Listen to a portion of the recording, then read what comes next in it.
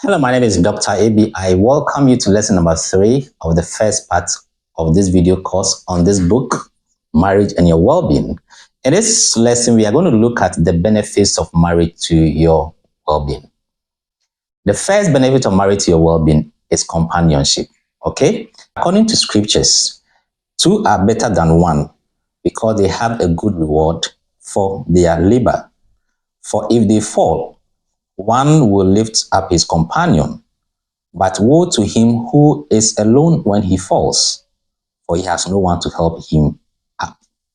Again, if two lie down together, they will keep warm. But how can one be warm alone? So, two are better than one. Who is a companion or who is a friend?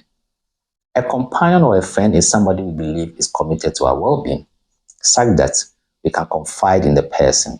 It's somebody that we can trust even in times of difficulties. Okay, so marriage offers you that opportunity to have a friend you can trust.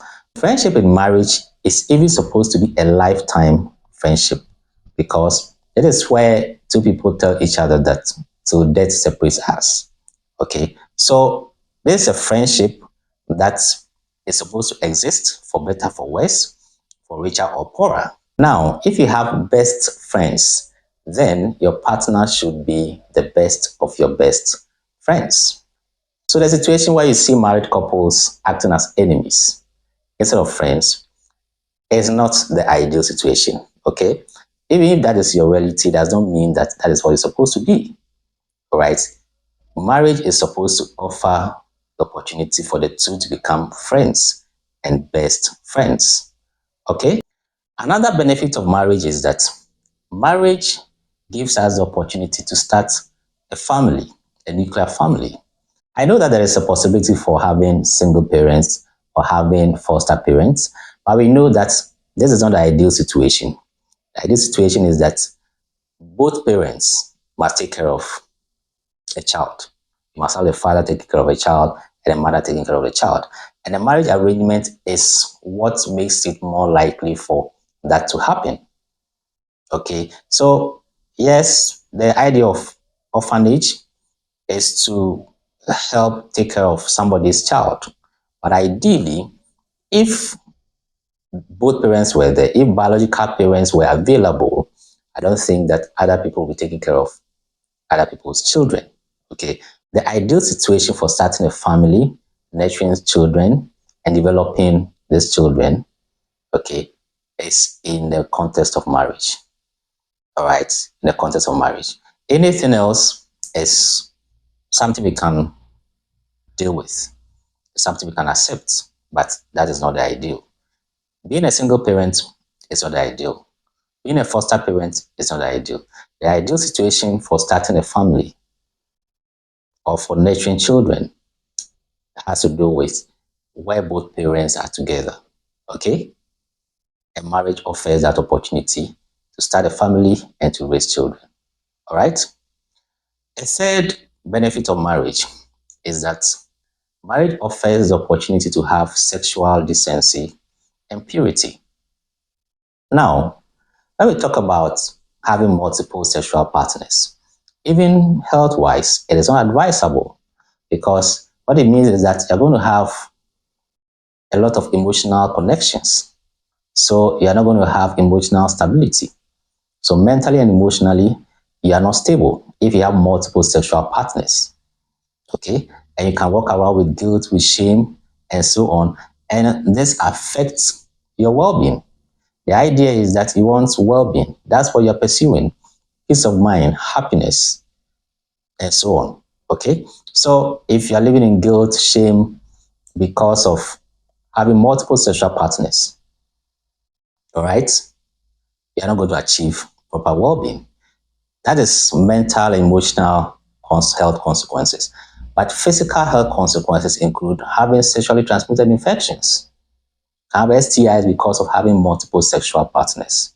So even if not for any reason, just because of your well-being, mental, emotional, and physical health, you must stick to one partner. And the best way to have this one partner is in marriage. is in marriage.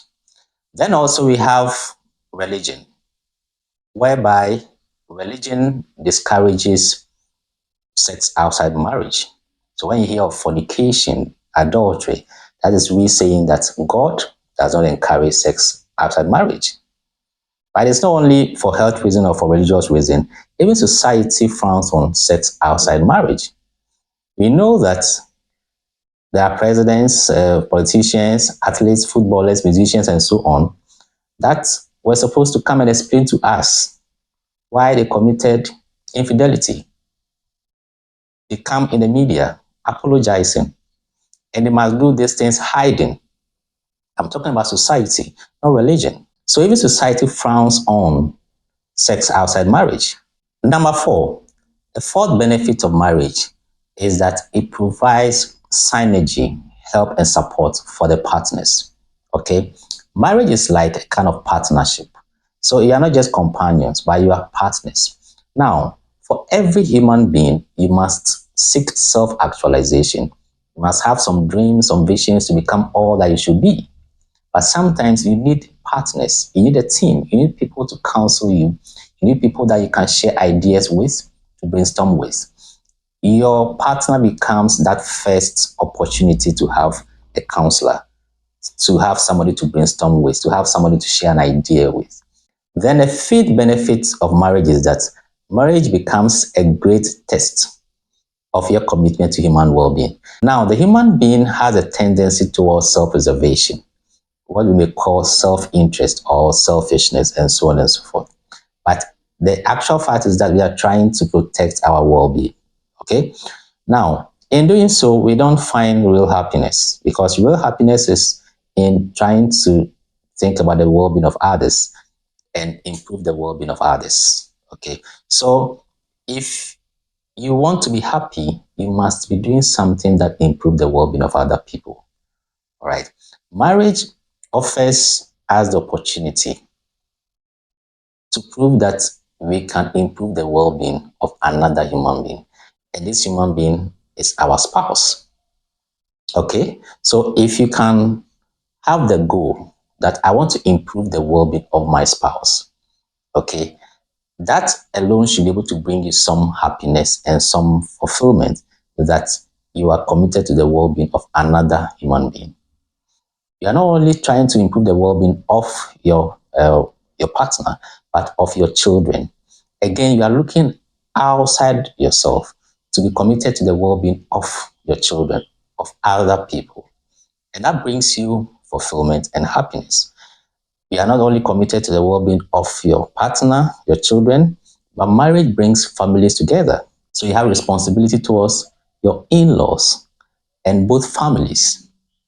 Okay, so marriage gives that opportunity to test your commitment towards human well-being, to improve your commitment towards human well-being. Okay, and it's a good training ground for you, because our real fulfillment is in committing to improving the well-being of other people. And marriage gives us the opportunity to do just that, or to start doing just that. Okay,